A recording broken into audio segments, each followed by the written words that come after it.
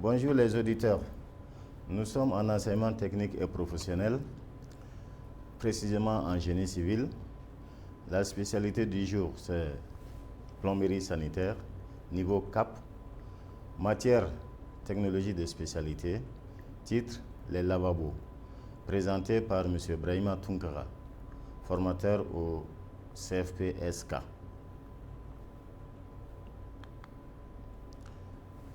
Les objectifs: identifier les différents types de lavabo, implanter le lavabo, utiliser les outils de pose, monter les garnitures, poser le lavabo, effectuer les raccordements, essayer le système.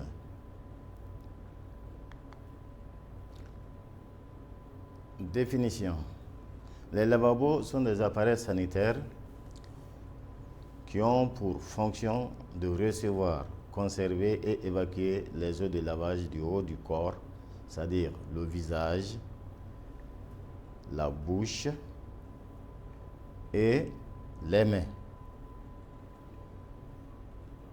Ces éléments-là sont des parties du corps dont le nettoyage ne prend pas assez de temps. Les matériaux utilisés pour fabriquer les lavabos sont les suivants. Il y a le porcelaine, il y a du céramique, le verre, les aciers inoxydables, les résines de synthèse appelées acryliques, pierres naturelles et bois massif.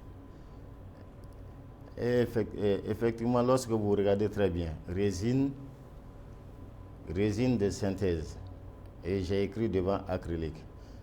Actuellement, c'est des lavabos qui sont légers et très esthétiques, très brillants, et des lavabos qui sont actuellement utilisés beaucoup sur les grands chantiers, par exemple la construction des hôtels et puis les maisons d'habitation de luxe.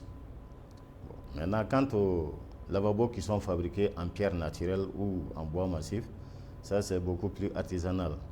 Comme vous le savez très bien, il y a des gens qui aiment beaucoup les articles artisanaux.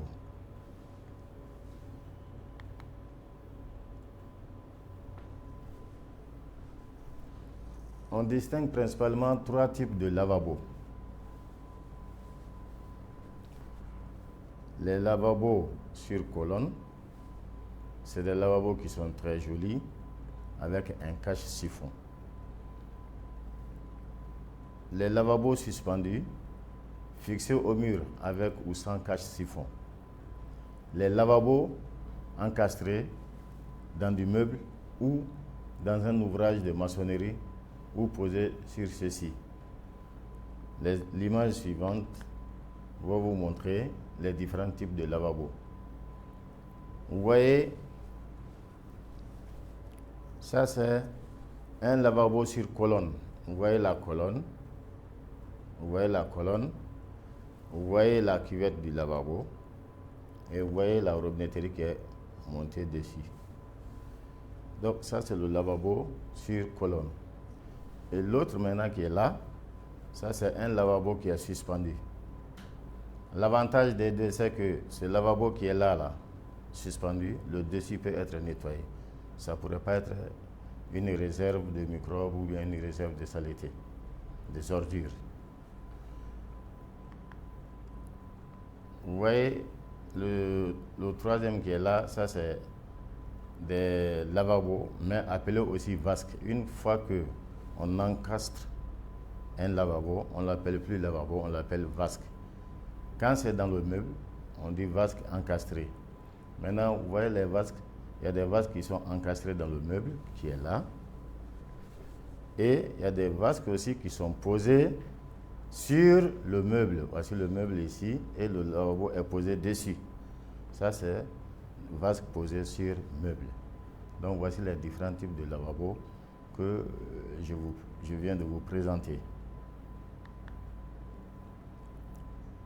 Maintenant, où implanter ces lavabos? Le lieu d'implantation des lavabos, nous avons les maisons d'habitation. Dans une maison d'habitation, tout le monde sait où on doit les installer. Dans les salles de bain. Dans un bâtiment public, il y a des blocs sanitaires dans lesquels on peut les implanter. Les centres hospitaliers, on a dans les salles de consultation les blocs sanitaires et auprès des lits, il y a aussi les salles d'opération chirurgicale dans lesquelles on implante aussi les lavabos. L'implantation d'un lavabo dépend surtout de la dimension de la salle que vous possédez, de la dimension du lavabo aussi. Donc la jonction de ces deux dimensions-là se fait pour avoir un air fonctionnel. L'air fonctionnel, c'est quoi? C'est avoir une surface qui vous permet d'utiliser le lavabo sans être gêné par la présence d'un autre appareil. Parce que dans une salle, par exemple de bain, vous allez avoir le lavabo, le WC, la baignoire, peut-être le bidet aussi. Donc il faudra implanter de sorte que lorsque vous utilisez le lavabo, que vous ne soyez pas gêné d'un côté ou de l'autre par l'un de ces appareils. Nous sommes maintenant à la pose, c'est-à-dire principe de pose du lavabo sur colonne. Principe de pose du lavabo sur colonne. Il faudra au préalable, déjà, vous avez les tuyauteries qui existent, l'eau rouge pour l'eau chaude, le bleu pour l'eau froide, et en gris, c'est l'évacuation. Donc, vous présentez le lavabo, vous posez au mur. Vous posez la colonne aussi, le tout posé bien sûr au mur. Maintenant, vous vérifiez avec le niveau à bulle de l'horizontalité. Ça, c'est un élément très pertinent qu'il faudrait en tenir compte. Contrôler l'horizontalité à l'aide d'un niveau builder. Ensuite, vous marquez à l'aide d'un marqueur les lieux des fixations. Donc, une fois que vous avez marqué les lieux de fixation, les deux que vous voyez, maintenant vous allez procéder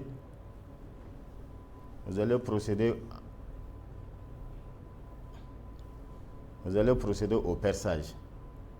Une fois que le trou est percé, vous allez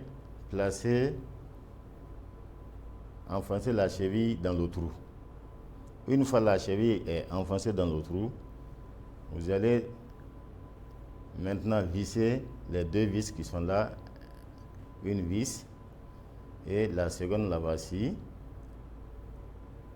deuxième vis. Une fois que vous serrez les deux vis, maintenant vous prenez le niveau à builder pour contrôler l'horizontalité aussi de ces deux qui sont déjà posés. Ce qui est écrit ici, que tracer l'emplacement des fixations, puis percer les deux trous de diamètre 10 mm, enfoncer les chevilles et visser les vis à deux filets, à l'aide d'une pince multiprise, en prenant soin de saisir les vis par leur partie centrale lisse. Bon, une fois que vous avez positionné les vis, maintenant voici les garnitures qui sont là, qu'il faudrait fixer au lavabo. Donc vous voyez la robinetterie et vous voyez la bonde qui est là. Ce sont les garnitures. Maintenant, une fois que vous avez monté la bonde, vous fixez aussi le siphon qui est là. Ça, c'est le siphon du lavabo. Vous montez le siphon et une fois que vous avez monté le siphon, maintenant, vous positionnez le lavabo, vous serrez très bien les vis, les deux écrous qui sont là aussi, vous les placez, vous serrez très bien. Et ensuite, qu'est-ce qu'on fait? Il faudra procéder ici au branchement. C'est-à-dire que, vous voyez la tuyauterie, cette tuyauterie d'eau froide, vous allez la brancher à la conduite d'eau froide.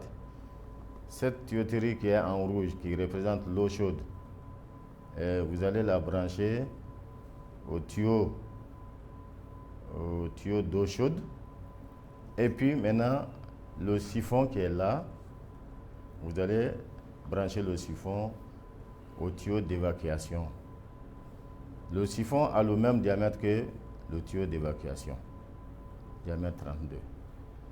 Une fois que vous faites ce branchement, alors vous allez procéder à un essai hydraulique pour voir si votre installation est étanche. Une fois que vous constatez que l'étanchéité est requise, donc vous nettoyez le poste de travail, vous rangez les outils. Je vous remercie pour votre bonne écoute.